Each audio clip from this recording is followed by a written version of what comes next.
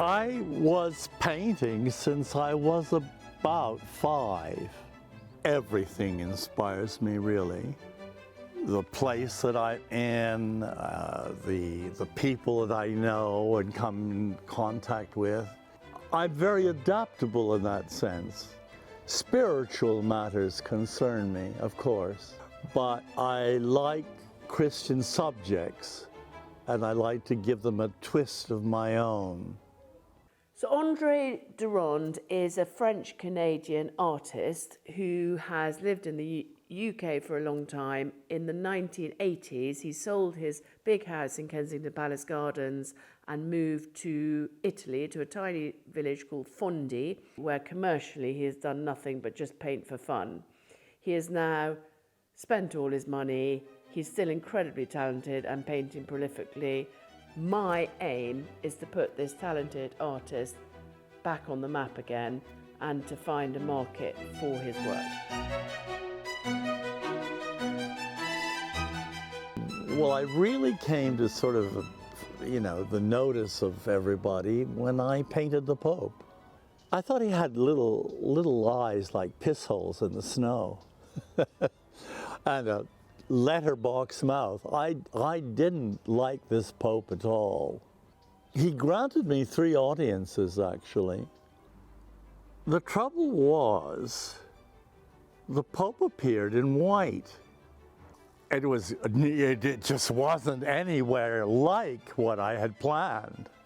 He was commissioned to paint that painting by the Knights of Malta, and he painted Pope John Paul II wearing Doc Martens, and the Knights of Malta didn't like the fact that he was in Doc Martens, so he then had to paint the painting again. After, contemplating this really unattractive face, I discovered his forebrow. I thought his forebrow was amazing. I mean, the Dalai Lama was a very different experience. I think my heart went out to him. He was so gentle and also very affectionate. I think he is the most spiritual person I ever met. It seems like he glows a halo, well, he's just terrific. The beauty of Rome that morning, it was breathtaking. And anyway, we went to the convent in San Anselmo. I made friends with the monks. They're so approachable. I included their portraits, or I think 3 of their portraits, in the Dalai Lama's first portrait. Back in the 80s, he lived in Kensington in a beautiful house, gave amazing dinner parties, knew all the rich and the famous, the Coustarks, the dukes, the marquises, the prince, the princesses. He'd painted royalty. He's painted numerous paintings of the royal family. One painting I've got upstairs was of Princess Diana on her wedding day. He was invited to the royal wedding, but didn't go. I knew Prince Charles, and I knew also Lady Diana, because she was a guest in a house in Wiltshire. She was very young, and I can't say that she was interesting to talk to, no.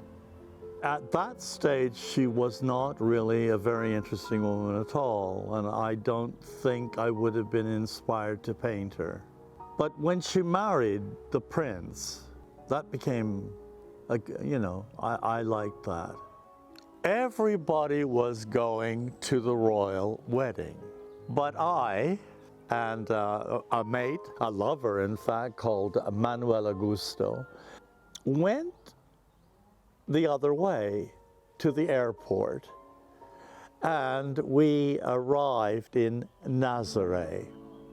Nazaré was into the royal wedding, And so they had big screens. So I was in Portugal, I was on the beach, I was watching the men with their, putting the boats out to water, you know? And at the same time, I was at the royal wedding. In this painting, I mixed the two up.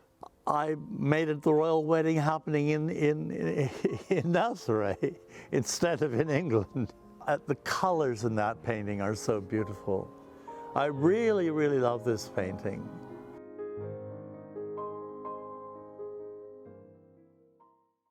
A lot of his paintings show nude bodies, which is not, I would say, the UK as we are now. It's not really that popular. He would say that's just ridiculous. Renaissance times, you had cocks out everywhere and bosoms, and what's wrong with all the bloody prigs in this country and all the rest of it. I personally don't want a big willy flapped in my face, but I think a bit of nudity is fine. But sometimes I think, this is my personal opinion, and from listening to others, some of his paintings people would like, but there's maybe too much nudity. But again, there will be a market for it. He was a fascinating man who posed for Cronus, actually. I said, why do you want a painting anyway? And he said, well, I'm going to change into a woman. And then I just got the idea for Cronus, because he had a white hair, you know, like that. It was really the color of his hair, and a bit of his pubes were white too. I just thought he's going to make a perfect Cronus. And then, I don't know, about 4 months later, he said, you know what? I've changed back into a man because men are horrible. Well, the myth is this: Cronus eats his babies when his wife produces them.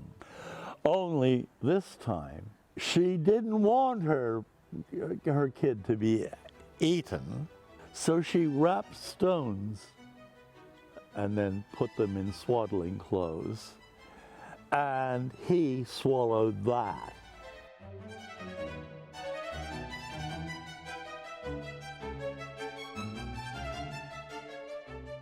I witnessed the Gospa Aurora, as I call it.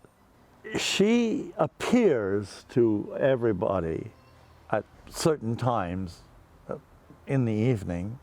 I don't know how to describe it, even to this day.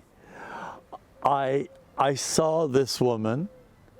She didn't have any kind of, folds in the drapery. She just was kind of like a ray of light, but she was so, so beautiful.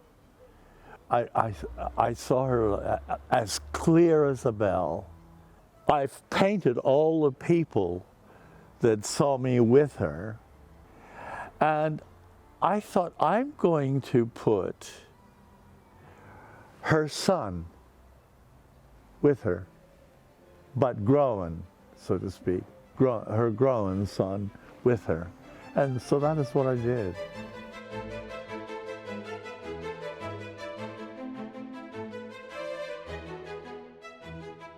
In the Diana one, where it was saying Fortuna is based on a statue that's in a museum.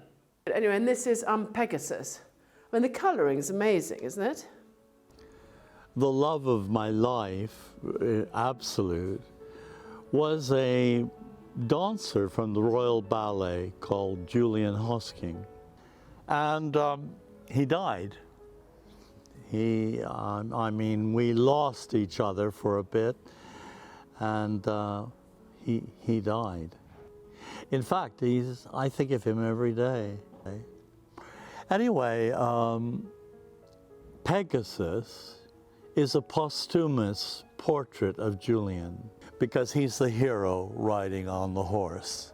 Of course, Diana was killed. Fortuna is a posthumous portrait to Julian meeting Diana.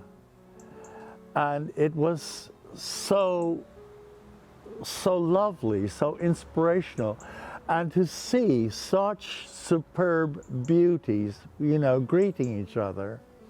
I just loved that moment. In Fortuna, I thought, I've seen this wonderful dancing Spartan girl by a guy called Callimachus. And so I thought, I will base Fortuna on her. Everything else proceeds from that really, because the horses, the hippocamps, are from the Parthenon, and so everything really reverts is to classical Greece. And it was a sensation, really a sensation, because every newspaper covered it, and I think it was the Guardian that gave it its name, Fortuna.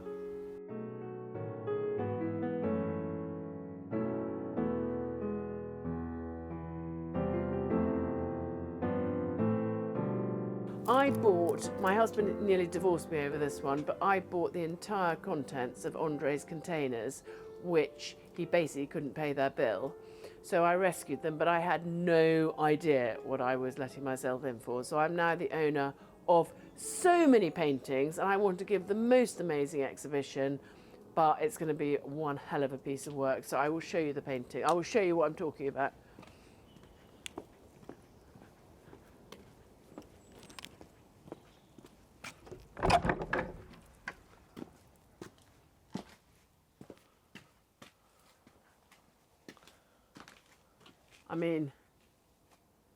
I mean, WTF? You'll have to go and have a proper look. I mean, you just can't come in and see what you're...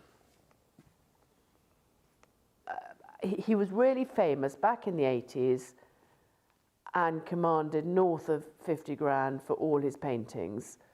But since he's been in Italy and COVID, etc., he's now 80, people have forgotten about him. So I'm really keen that he's rediscovered. It would be nice if it happened before he died, but I genuinely believe that one day his paintings will be masterpieces.